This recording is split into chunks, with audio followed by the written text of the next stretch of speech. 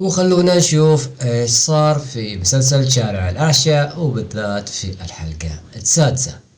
طبعا يبدأ المشهد خالد ومع عزيزة وصراخهم في الغرفة، ومن الخوف عزيزة تقوم بضرب خالد بكوب من الماء على راسه، وبعدها كذا يطيح الشر ويهدون.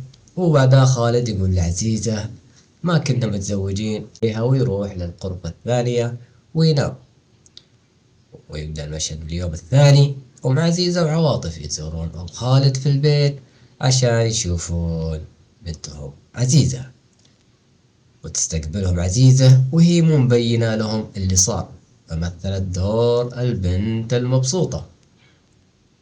وبعدها تجي لقطة على المشتري لأم متعب للسوق ويتخاصم معها عشان نقص في المبلغ، وتقول له تجمل معي واصبر علي، ويوافق ويقول لها بس لا تتأخري علي. وبعدها يجتمعون عواطف والجازي ومزنة ويسولفون على أيامهم الحلوة وكيف كانت وكيف الدنيا سوت فيهم. والجازي تقول لعواطف ترى متعب يتحرى خبر منك، وهنا واضح أن عواطف ما تبي متعب، وتعذرت لهم بأن في بطنها ألم طبعا من الإصابة اللي جتها من أول. وهم ياكلون خالد وأمه وعزيزة، أمه تسأل عن الطبخ، يقول له أمه لذيذ يذكرني بطبخ فاطمة اللي هي زوجته اللي ماتت. ولما قالت له أمه إن طبخ عزيزة عصب، ويقول له أمه لا عاد تطبخ عزيزة. وبعدها يرجع المشهد على عزيزة وخالد وكالعادة كل واحد راح لسريره ونام.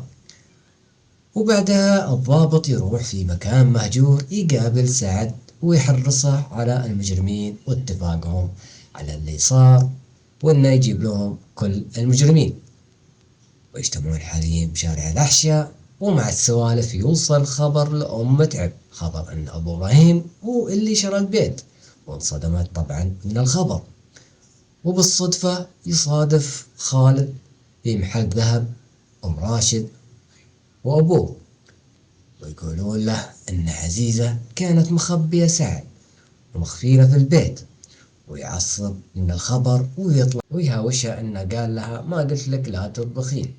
وضاري يتعرف على شخصية شبهة وما هو من الحي، ويتكلمون في موضوع شغل، لكن شك في أبو إبراهيم وقام يلحقه ويناديه ويسأل عن الشخص اللي كان معه. الشخص هرب خلى ضاري لحاله.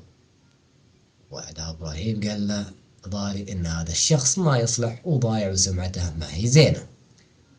ويوصل خبر من أبو جدعان لمتعب أن ضاري وراه شيء وشخص اللي معه شكله ما يطمن، ويقرر متعب يروح لضاري. وبعدها عزيزة تطلب الطلاق من خالد، وأنها ما تبي تجلس في البيت وتعامله معها بالسوء.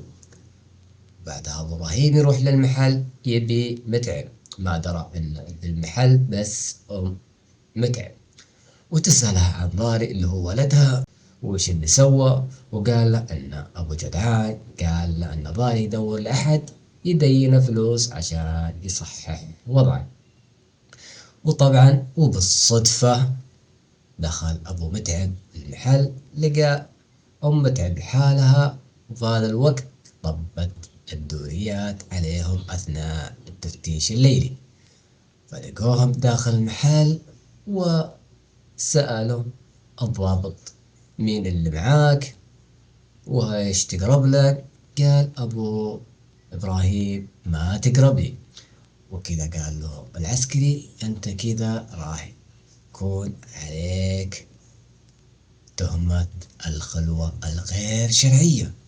وتنتهي الحلقة السادسة على هذه النهاية.